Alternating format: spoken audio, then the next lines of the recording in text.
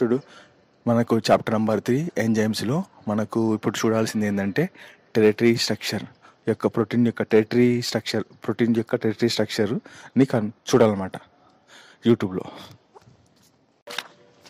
చూడండి, chapter number 3 ఎంజైమ్స్లో ఒక point ఉంది. ఇక్కడ ఇంపార్టెంట్ పాయింట్ ఏంటంటే మనకు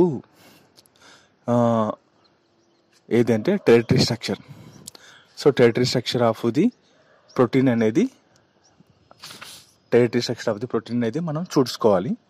దాని తర్వాత వచ్చేసి దీంట్లో మనకు ఈ పేజ్లో ఇంపార్టెంట్ ఏంటంటే ఎంజైమ్ క్యాటలిస్టులు అనేవి వేరే ఉన్నాయి, ఇనార్గానిక్ క్యాటలిస్ట్ అనేవి వేరే ఉన్నాయి.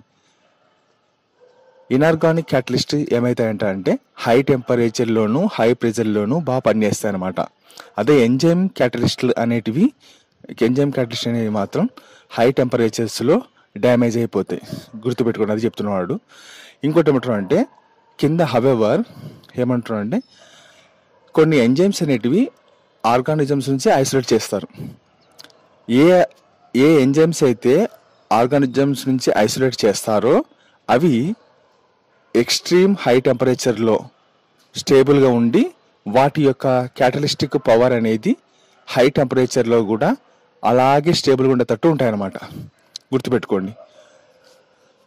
ఇక్కడ వీడేమంటున్నాడంటే మనకు ఎంజైమ్ క్యాటలిస్టులు ఉన్నాయి, ఇనార్గానిక్ క్యాటలిస్టులు ఉన్నాయి, 2 రకాలు ఉన్నాయి. ఇనార్గానిక్ క్యాటలిస్ట్ అనేవి మనకు హై టెంపరేచర్లో కానీ హై ప్రెషర్లో కానీ బాగా పనిచేస్తాయి అని చెప్తున్నాడు.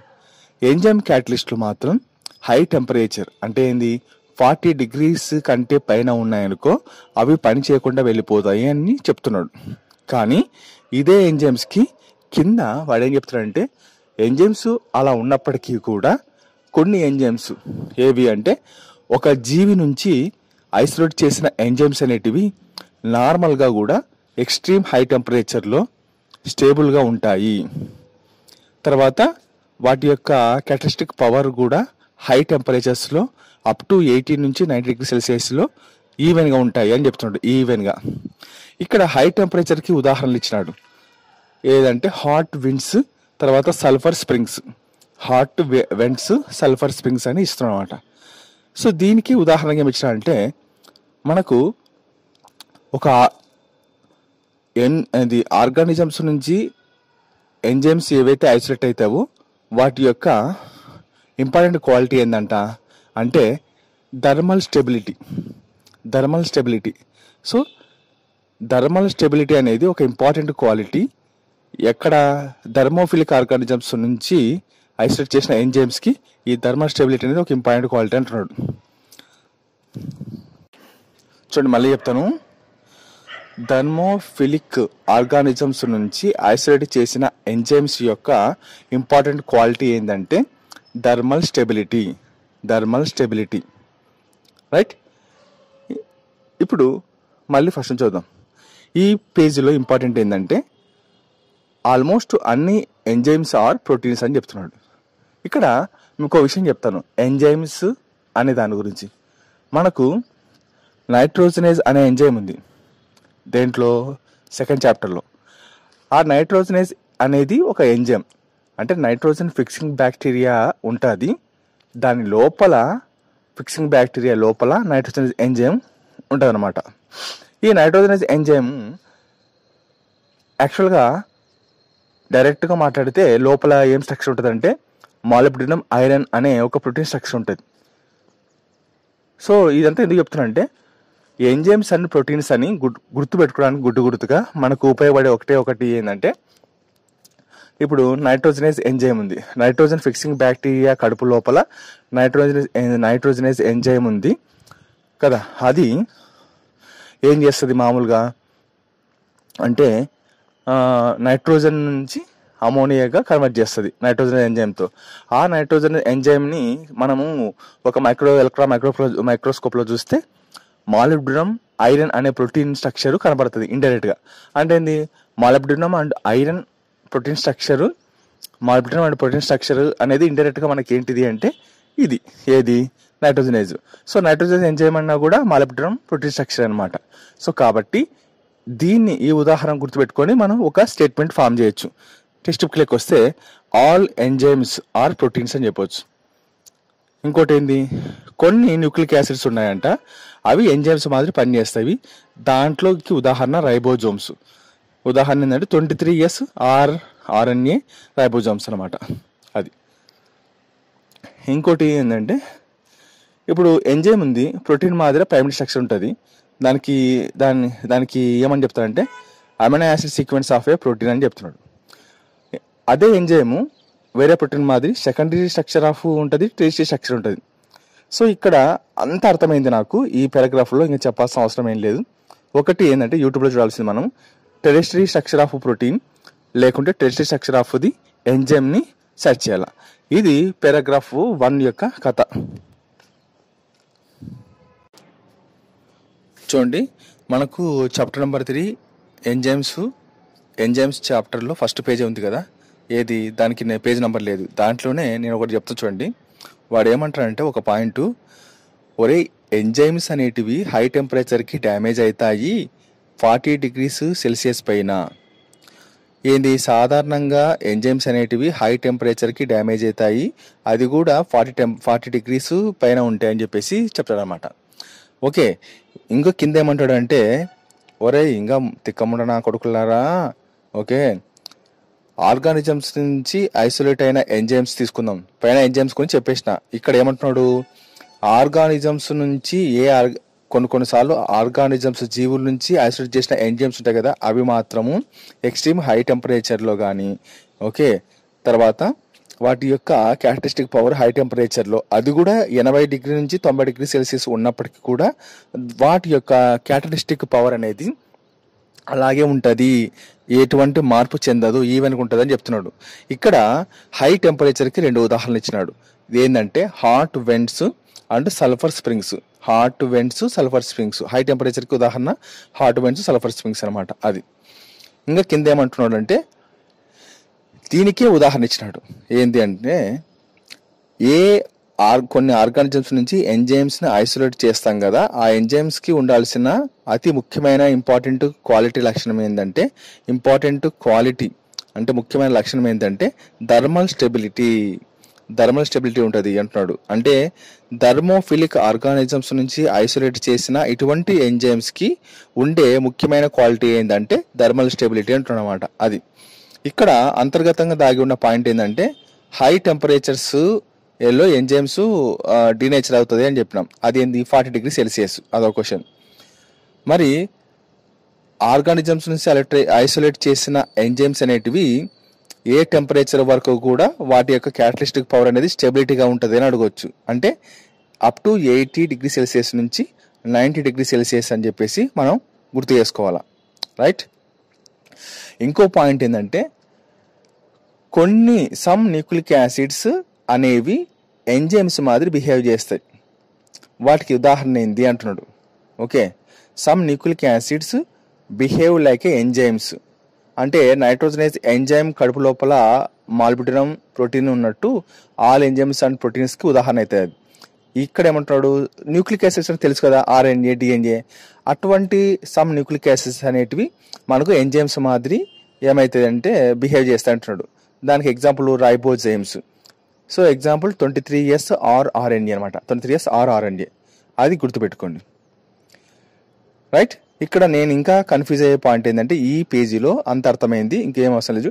టెరిషరీ స్ట్రక్చర్ ఆఫ్ ప్రోటీన్ కానీ టెరిషరీ స్ట్రక్చర్ ఆఫ్ ఎంజైమ్ కానీ ఒకసారి చూసుకోండి, రైట్.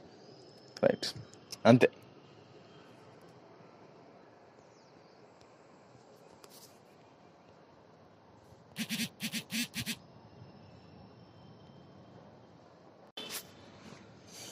రైట్, ఎంజైమ్స్ చాప్టర్స్ 3 ఉంది కదా, దాంట్లో పేజ్ నెంబర్ 48లోకి పెయిన్ వస్తే ఫస్ట్ పారాగ్రాఫ్, రెండో పారాగ్రాఫ్ కంప్లీట్గా అర్థమైంది, రికార్డ్ చేసిన చూడండి. వీడు ఏమంటున్నాడు, 3.1 టైటిల్ కెమికల్ రియాక్షన్స్లో ఏమంటున్నాడు అంటే వాడు, ఒరే మనకు ఎంజైమ్స్ గురించి అన్నీ తెలుసురా, అర్థమైపోయినాయి, కానీ మనకు ఓకే ఎంజైమ్స్ గురించి అర్థం చేసుకునే ముందర ఫస్ట్ కెమికల్ రియాక్షన్ని అర్థం చేసుకుందాము అని చెప్తున్నాడు, రైట్. ఇప్పుడు కెమికల్ రియాక్షన్ని అర్థం చేసుకుందాము ముందు అంటున్నాడు కదా, దానికంటే ముందు ఏం చెప్తున్నా అంటే వీడు మనకు కెమికల్ కాంపౌండ్స్ ఉన్నాయి, అవి 2 రకాలు రా అన్నాడు. కెమికల్ కాంపౌండ్స్ ఉన్నాయి, ఆ కెమికల్ కాంపౌండ్స్ అనేటివి ఎప్పుడు కూడా 2 రకాల మార్పులకు గురవుతుంది, 2 types ఆఫ్ చేంజెస్కి గురవుతుంది అంటున్నాడు. మనకు కెమికల్ కాంపౌండ్స్ ఉన్నాయి, అవి ఎప్పుడు కూడా 2 రకాల మార్పులకు గురవుతుంది అంటున్నాడు. కెమికల్ కాంపౌండ్స్ ఒకటి ఫిజికల్ చేంజ్కి, రెండోది కెమికల్ చేంజ్కి. సో ఫిజికల్ చేంజ్ అంటే ఏంటంటే సింపుల్గా వాడు ఏం చెప్తున్నాడు, ఫిజికల్ చేంజ్ అంటే సింపుల్గా ఏం చెప్తున్నాడంటే, ఇప్పుడు ఒక స్ట్రక్చర్ ఊహించుకోండి మనసులో, దాని యొక్క షేప్ మాత్రమే చేంజ్ అవుతుంది, లోపల ఉండే బాండ్స్ అనేటివి మాత్రం మనకు బ్రేక్ అవ్వట్లేదు, అదేమంటారు ఫిజికల్ చేంజ్ అంటారు.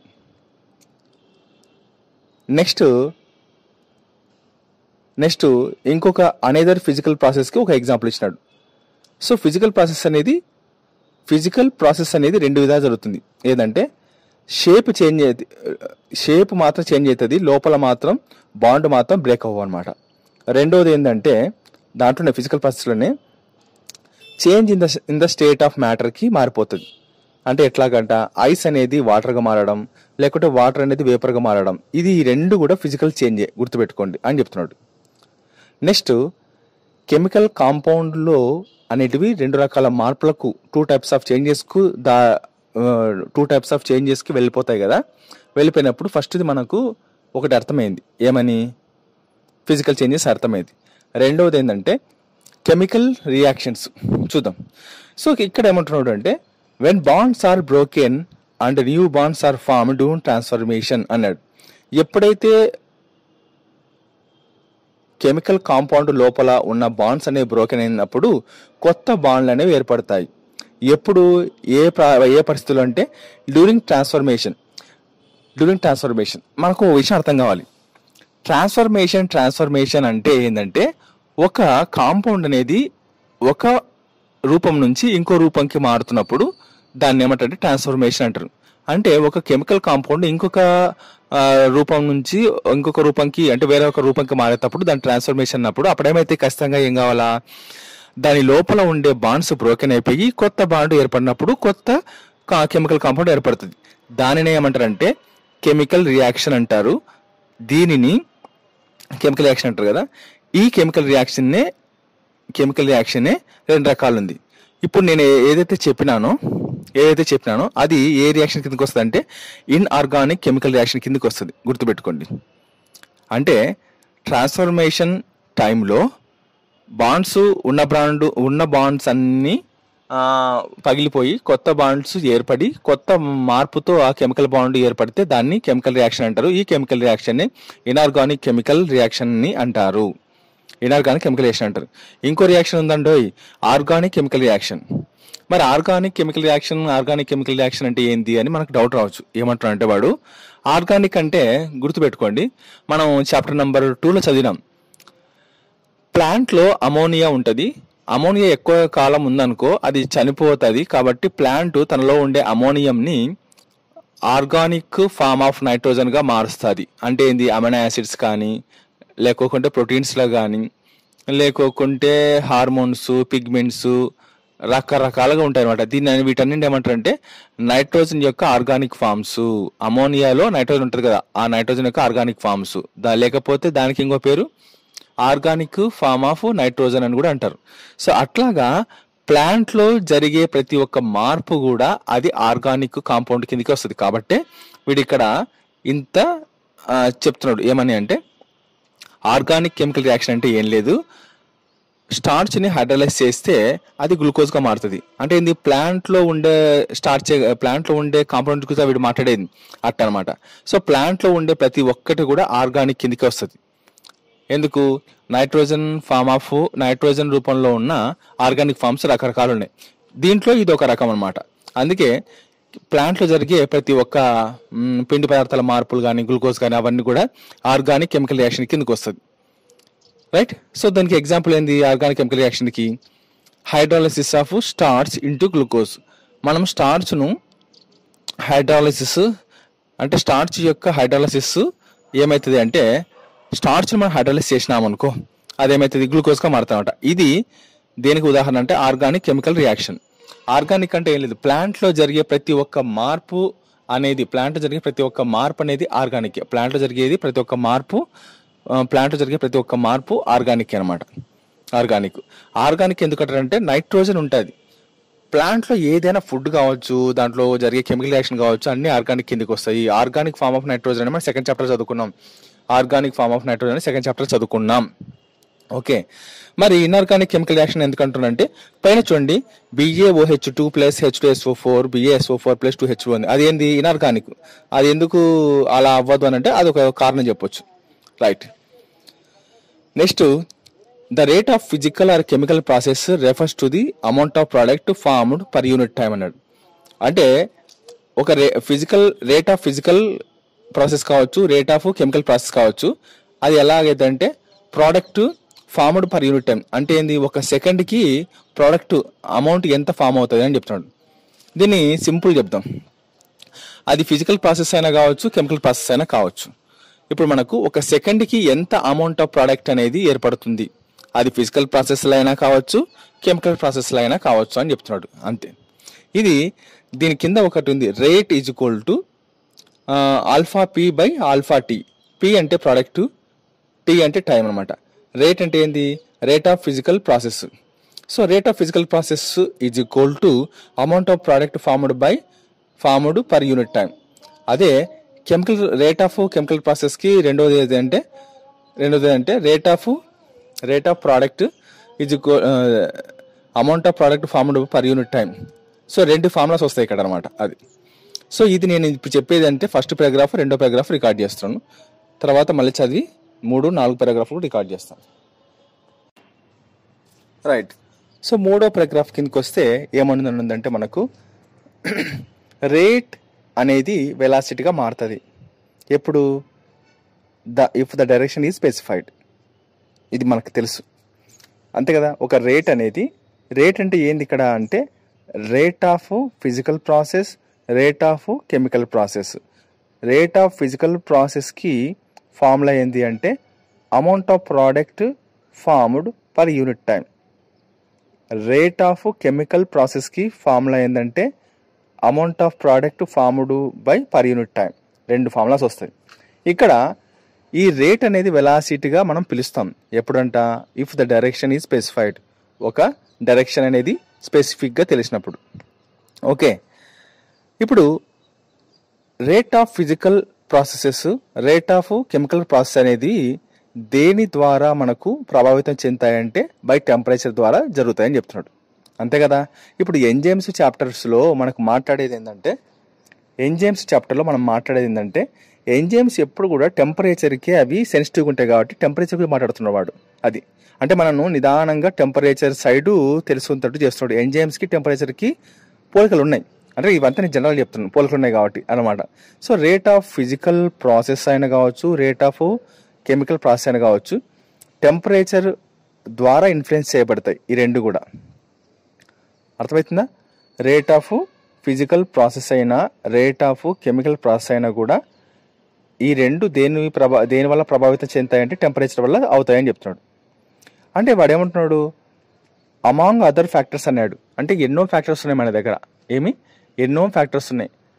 ఫర్ ఎగ్జాంపుల్ ఒక 50 ఫ్యాక్టర్స్ ఉన్నాయనుకో, అమాంగ్ అదర్ ఫ్యాక్టర్స్తో మనకు పోల్చుకుంటే ఆ అన్ని ఫ్యాక్టర్స్లో కూడా టెంపరేచర్ అనేది చాలా కీలకము.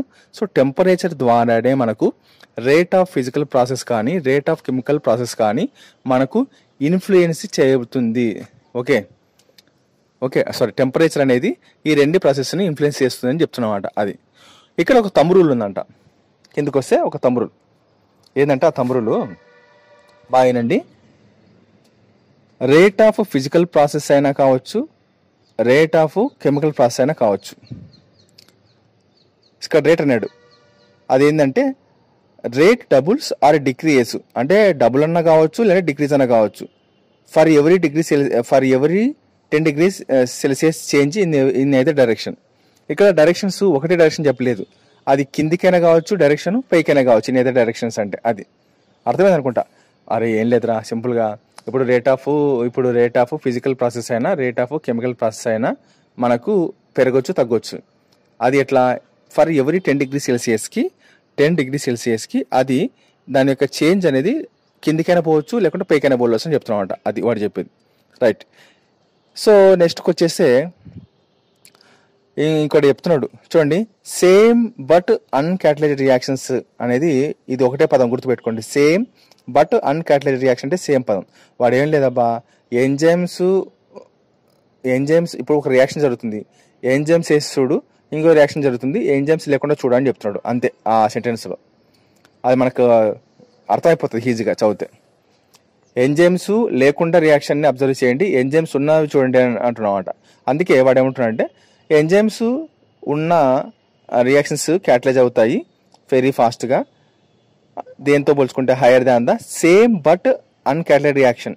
సేమ్ బట్ అన్కాటలైజ్డ్ రియాక్షన్ ఇదే దానికి గురించి చెప్తున్నాడు.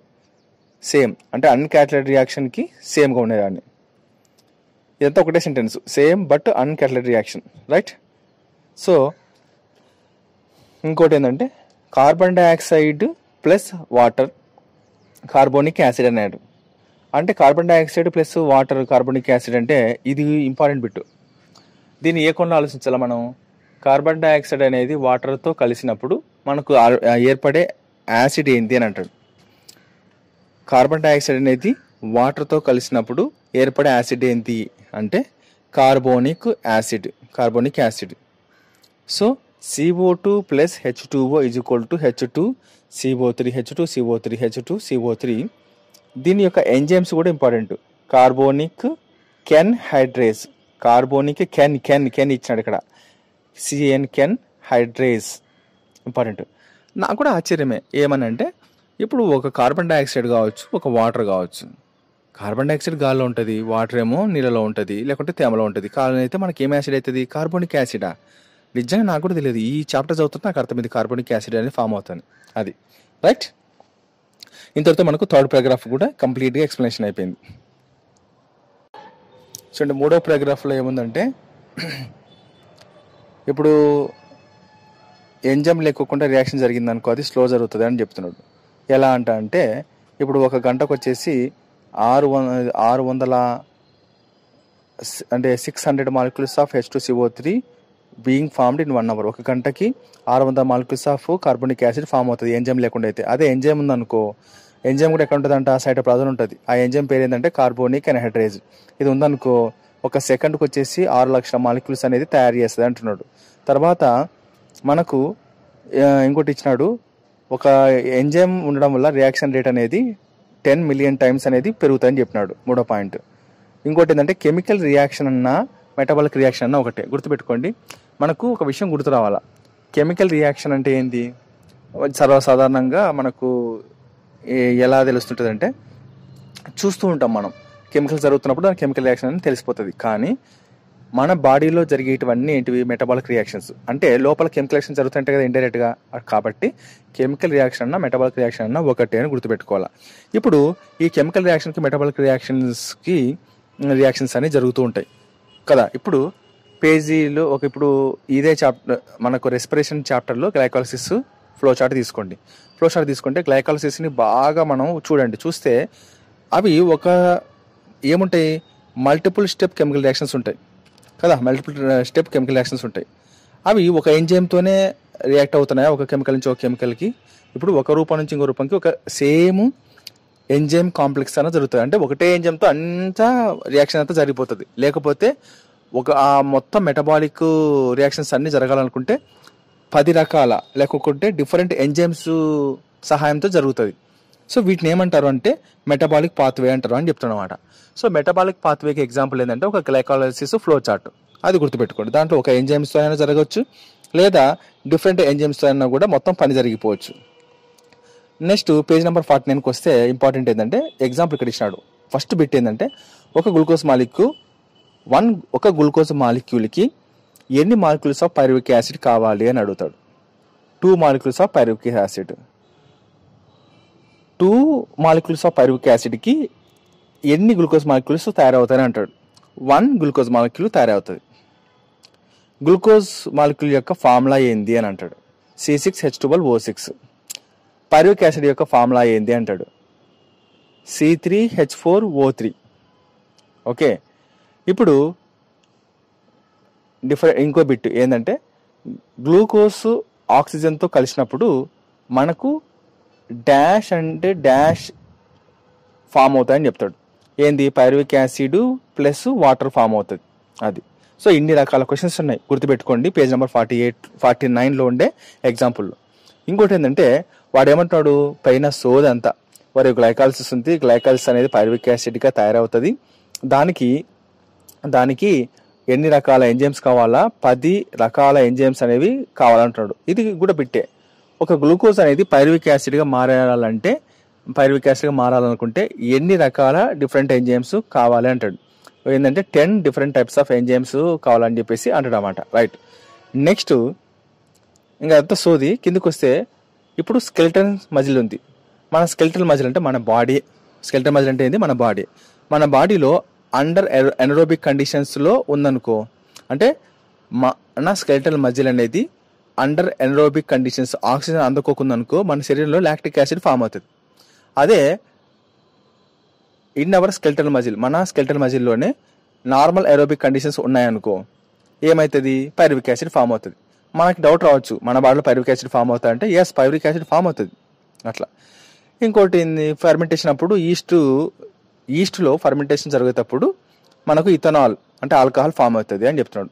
సో ఇదంతా ఎందుకు స్టోరీ అంటే డిఫరెంట్ కండిషన్స్లో డిఫరెంట్ ప్రోడక్ట్స్ అనేటివి పుడతాయి అని చెప్తున్నాడు అనమాట. అది స్టోరీ.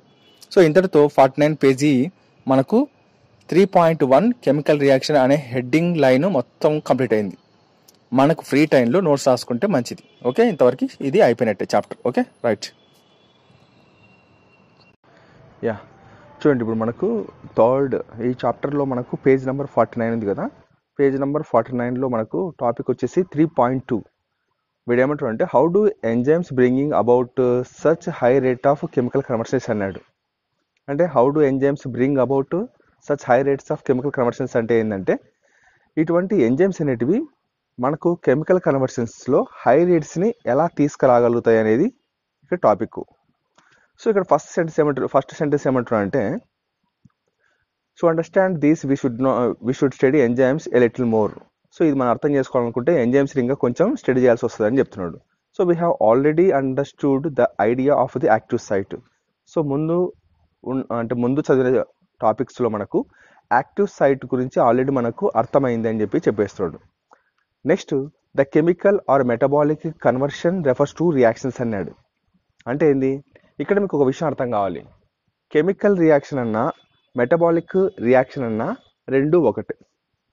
ఎలా అంటారా? ఇప్పుడు చూడండి, ప్లాంట్లో లోపల ఏదైనా రియాక్షన్స్ జరిగినా లేకుంటే ఏదైనా ఒక మార్పులు జరగాలనుకుంటే దాని లోపల ఖచ్చితంగా ఏం జరగాల అంటే మెటబాలిక్ రియాక్షన్ జరగాల. మెటబాలిక్ అంటే ఏంది? మన బాడీలో శరీరంలో జరిగే ఇంపార్టెంట్ బయాలజికల్ ఫంక్షన్స్ అనమాట అది. సో కెమికల్ రియాక్షన్స్ అన్నా మెటబాలిక్ రియాక్షన్స్ అన్నా రెండు ఒకటే, ఇక్కడ మీరు గమనించాలా. ఓకే, అందుకే వీడు ఏమన్నా the chemical reaction or metabolic reaction conversions రెండు కూడా రియాక్షన్ కిందికి వస్తాయని చెప్తున్నాడు. రైట్. ఇంకో మూడోది ఏంటంటే the chemical which is converted in to product is called a substrate అన్నాడు. అంటే ఏంది? ఇప్పుడు ఇక్కడ కెమికల్ అనే పదం ఉపయోగిస్తున్నాడు కదా.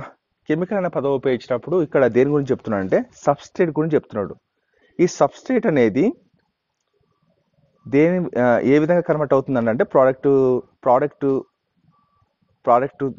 రూపంలో కన్వర్ట్ అవుతుంది. ఇక్కడ the chemical which is converted in to product is called a substrate అన్నాడు. అంటే ఏ కెమికల్ అయితే మనకు ప్రోడక్ట్ రూపంలో మారుతుందో దాన్ని సబ్స్ట్రేట్ అంటారు. సో ఇక్కడ సబ్స్ట్రేట్ అంటే ఇండైరెక్ట్గా ఏం చెప్తున్నాడు? కెమికల్ అని ఉపయోగిస్తాడనమాట. సో కాబట్టి ఎంజైమ్స్ వాటిని ఏమంటారు అంటే ప్రోటీన్స్ అని చెప్తున్నాడు. సో కాబట్టి ఎంజైమ్స్ని మనం ఏమని చెప్పొచ్చు అంటే proteins with 3 dimensional structure. Proteins with 3 dimensional structure అని చెప్పేసి చెప్పొచ్చు అనమాట. ఓకే, చెప్పొచ్చు. ఇక్కడ మనకు ఒక అసెసర్ రీజన్ కూడా రావచ్చు. The chemical which is converted in to product is called a substrate. ఈ సబ్స్ట్రేట్ని మనం ఏమంటాం అంటే కెమికల్ అని చెప్పేసి మనం అర్థం చేసుకున్నాం. రీజన్ ఏం రాయొచ్చు అంటే hence enzymes are proteins with 3 dimensional structures including an active site converting a substrate into product అని చెప్పేసి రీజన్ రాయొచ్చు. సో పైది మాత్రం అసెసన్, కింది మాత్రం రీజన్ రాయొచ్చు అనమాట. వెరీ వెరీ ఇంపార్టెంట్ ఇది. చూడండి మళ్ళీ పైకి వెళ్తే క్లియర్ కట్గా ఏం చెప్తారంటే కెమికల్ రియాక్షన్ అయినా కూడా ఒక రియాక్షనే, మెటబాలిక్ రియాక్షన్ కూడా ఒక రియాక్షన్ కిందికే వస్తుందని చెప్తున్నాడు.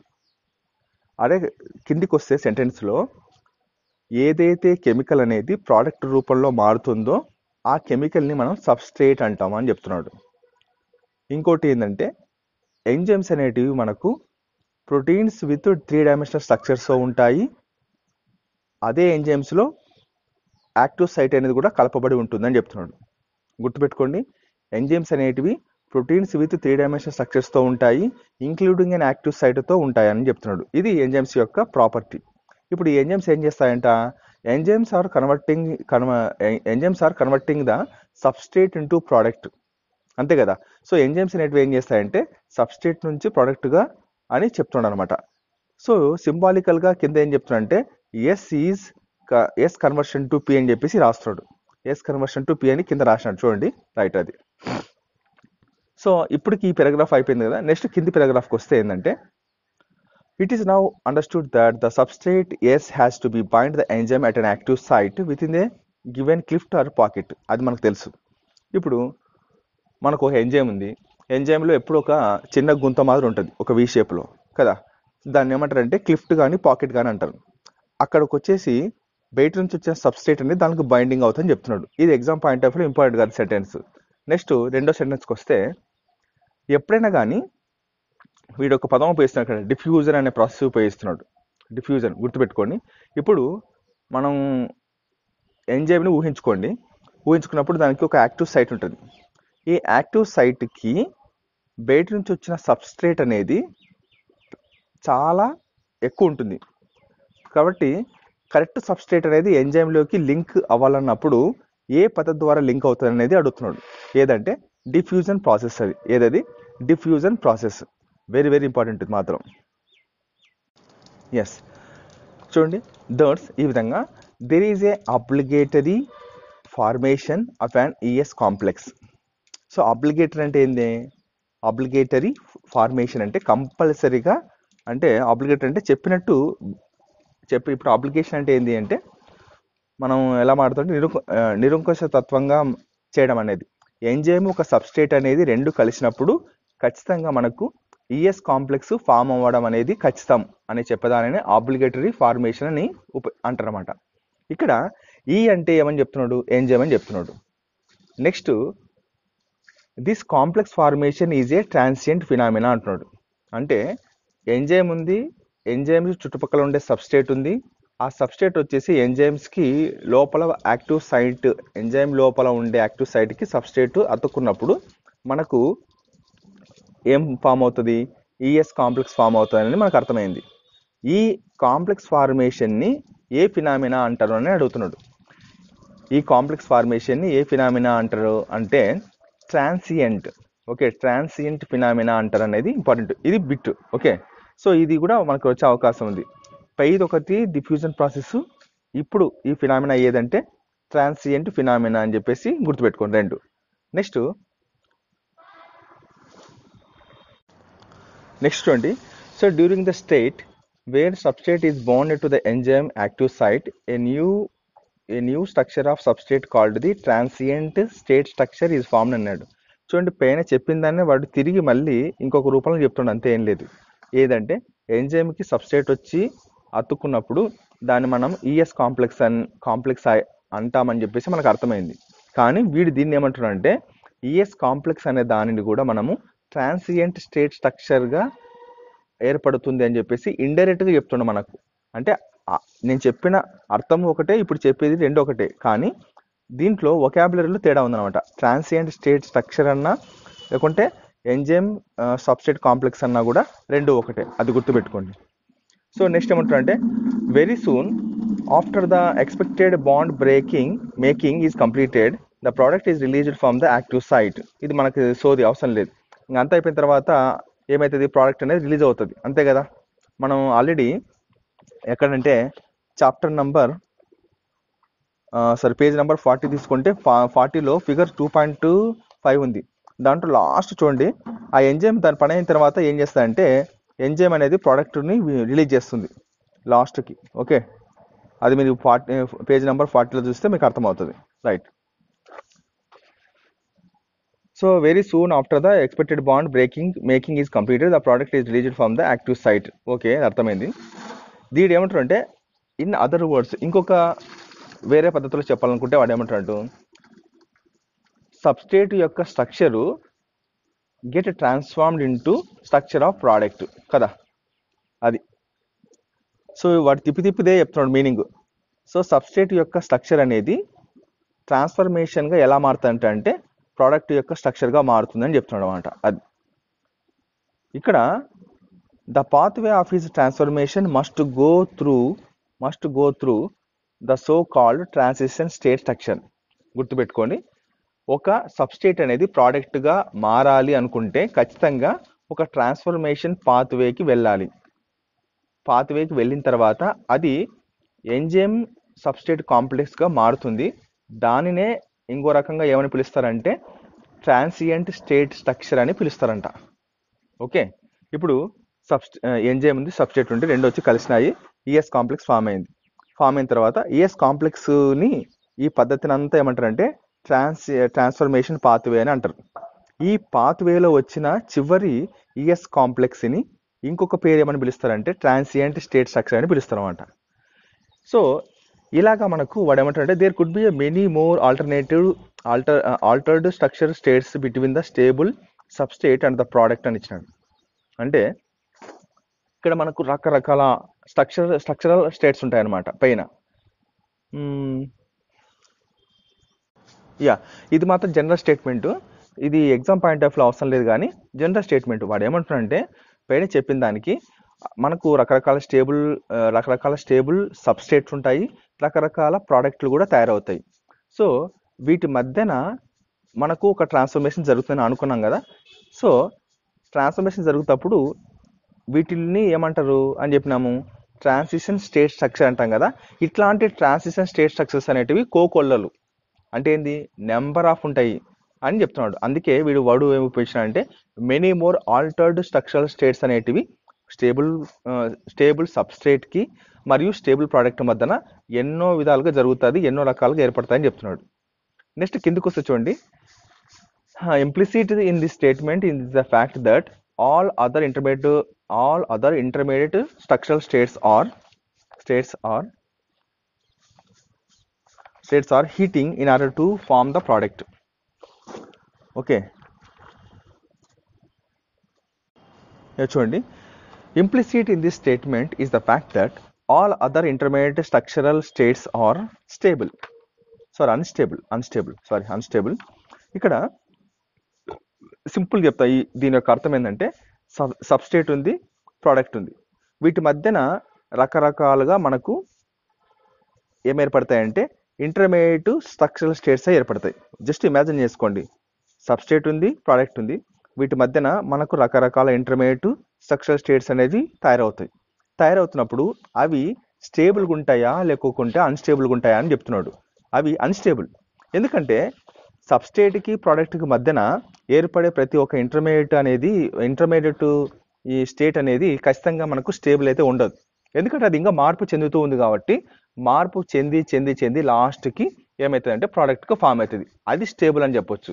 కానీ మధ్యలోటి స్టేబుల్ అని ఎలా చెప్పలేం కాబట్టి ఇది మాత్రం అన్స్టేబుల్ అని గుర్తుపెట్టుకోవాలి.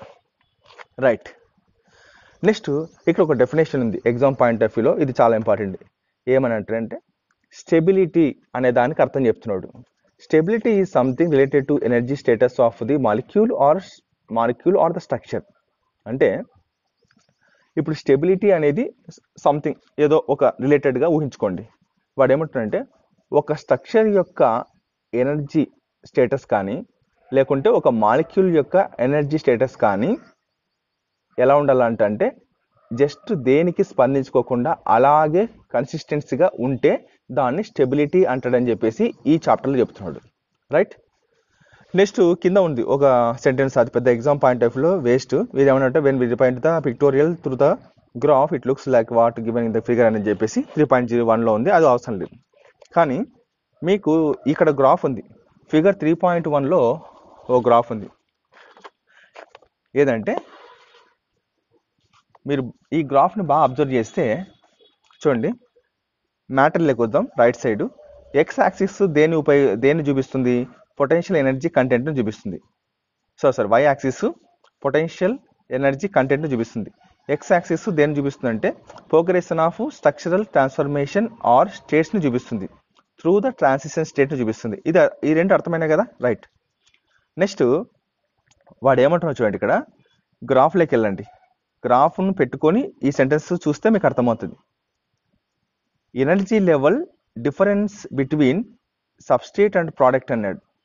చూడండి, ఫిగర్ 3.1లో మనకు సబ్స్ట్రేట్ కాడ చేయబెట్టుకొని ప్రోడక్ట్ కాడ చేయబెట్టుకుంటే సబ్స్ట్రేట్ యొక్క ఎనర్జీ లెవెల్స్ అనేటివి హై ఉన్నాయి, ప్రోడక్ట్ యొక్క ఎనర్జీ లెవెల్స్ అనేటివి తక్కువ ఉన్నాయి లేదా? అందుకే వాడు energy levels difference between the S and P అని చెప్తున్నాడు, రైట్. నెక్స్ట్ కిందికి వస్తే sentence, if P is at the lower level than the S it is an exothermic reaction. ఇక్కడ వచ్చింది కిట్కు. అసలు పి అనేది కింద ఉంది ఎనర్జీ లెవెల్స్, సబ్స్ట్రేట్ అనేది పి కంటే పైన ఉంది. ఓకే, దానివల్ల వచ్చిన నష్టం ఏంది, లాభం ఏంది అంటే వీడు ఏమంటారంటే పి అనేది కింద ఉంది, ఎస్ అనేది పైన ఉంది కాబట్టి గ్రాఫ్లో దీన్ని మనము ఎగ్జోథర్మిక్ రియాక్షన్ అని అనొచ్చు అని చెప్తున్నాడు. సో ఎగ్జోథర్మిక్ రియాక్షన్ అని ఎందుకు చెప్తున్నాడు అంటే వాడు ఇప్పుడు ఎంజైమ్తో సబ్స్ట్రేట్ అనేది కలిసి, ఇది నేను జనరల్ చెప్తాను, ఊహించుకోండి మనసులో. ఎంజైము ఒక సబ్స్ట్రేట్ కలిసి మనకు ఎంజైమ్ సబ్స్ట్రేట్ కాంప్లెక్స్ అనేది ఫామ్ అవుతుంది.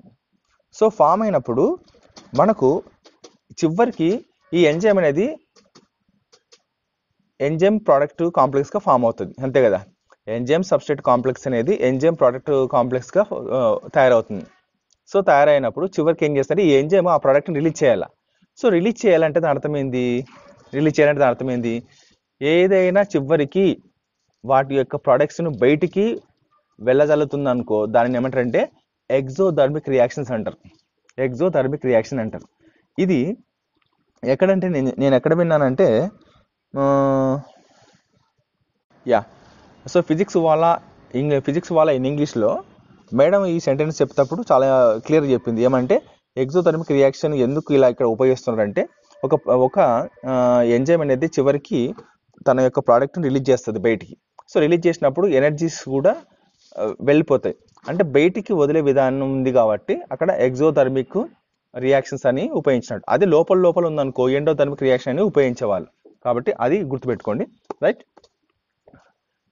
చూడండి next, one need not supply energy by heating in order to form the product. అంతే కదా, ఎవరు కూడా హీట్ని అంటే ఇది ఇప్పుడు మనకి ఏదన్నా ఇంట్లో వంట చేయాలనుకుంటే ఖచ్చితంగా అమ్మ ఏం చేయాలా, రైట్. వంట చేసేటప్పుడు కింద గ్యాస్ వెలిగించాల్సిందే.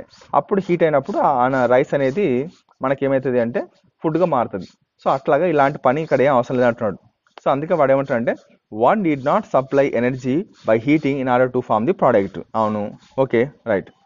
హవెవర్ ఏది ఏమైనప్పటికీ కూడా అంటే పెయిన్ మ్యాటర్ అంతా మనం వదిలేస్తే however whether it is and exothermic, అది ఎగ్జోథర్మిక్ రియాక్షన్ అయినా కావచ్చు, లేకపోతే స్పాంటేనియస్ రియాక్షన్ అయినా కావచ్చు, లేకపోతే ఎండోథర్మిక్ రియాక్షన్ అయినా కావచ్చు, లేకపోతే ఎనర్జీ రిక్వైరింగ్ రియాక్షన్ అయినా కావచ్చు, ఏ రియాక్షన్ అయినా మనకు కావచ్చు.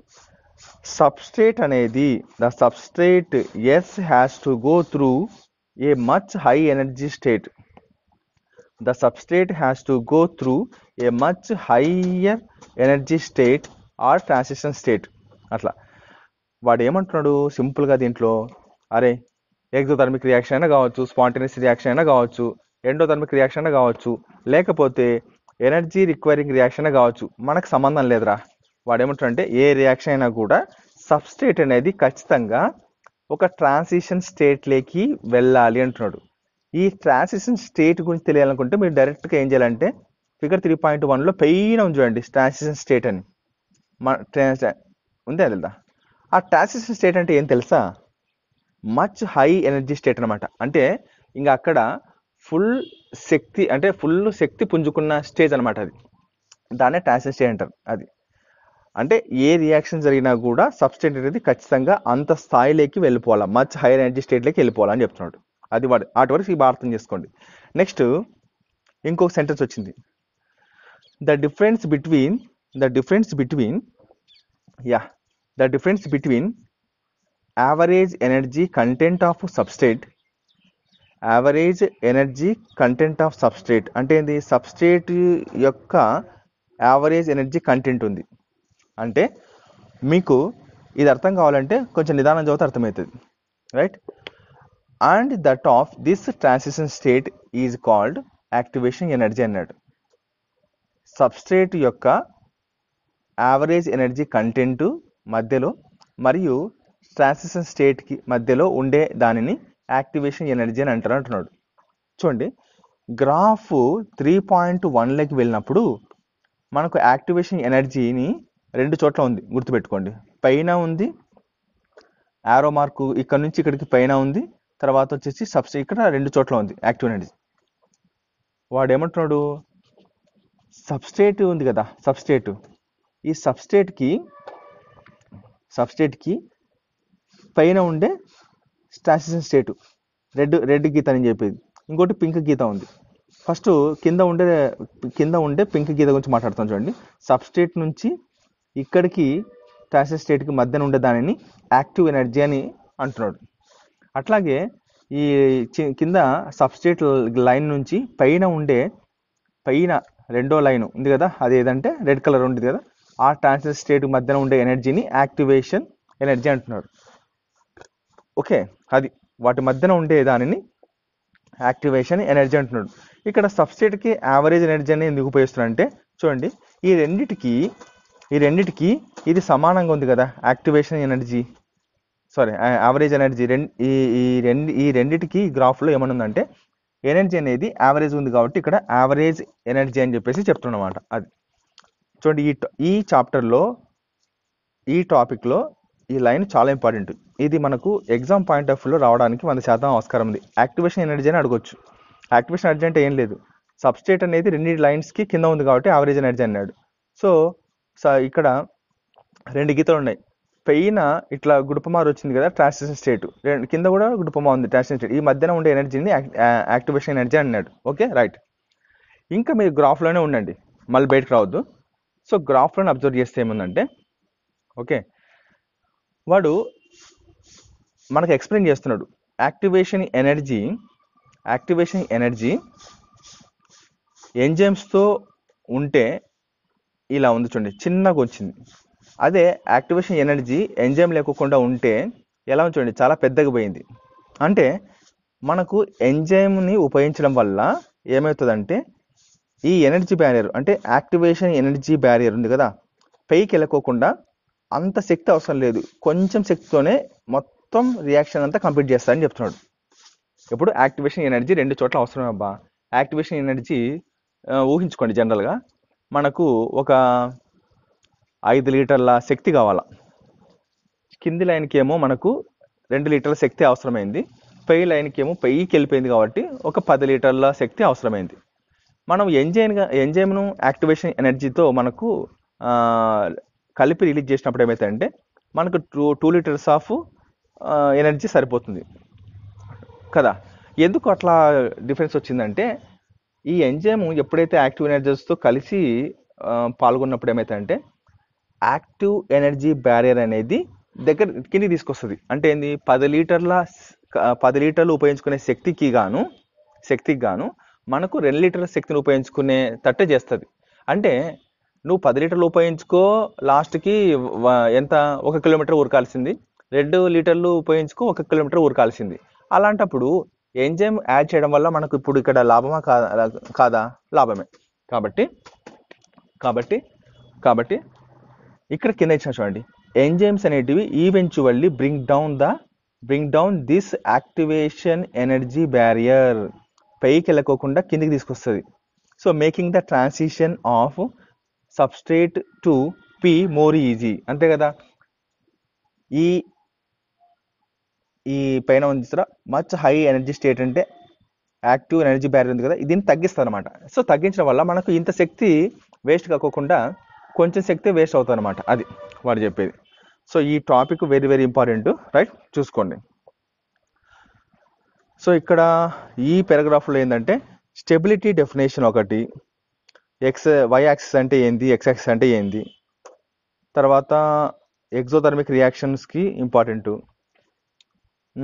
తర్వాత ట్రాన్సిషన్ స్టేట్ అంటే మనకు మచ్ హయ్యర్ ఎనర్జీ స్టేట్ అని చెప్పేసి అదొకటి, యాక్టివేషన్ ఎనర్జీ అంటే డెఫినేషన్. సో ఎంజైమ్ యాక్టివేషన్ ఎనర్జీకి ఎంజైమ్ను యాడ్ చేయడం వల్ల వచ్చే లాభం ఏంటి అంటే ఈ ఎంజైమ్ అనేది brings down the activation energy బ్యారియర్ని కిందికి తీసుకొస్తుంది. సో దీనివల్ల ఏమైందంటే making the transition of substrate to product more easy అని చెప్తుంది. ఈ సెంటెన్స్ కూడా ఇంపార్టెంట్, రైట్. ఇంతటితో మనకు 3.2 అనే టాపిక్ 50 పేజీలో అయిపోయింది. ఓకే.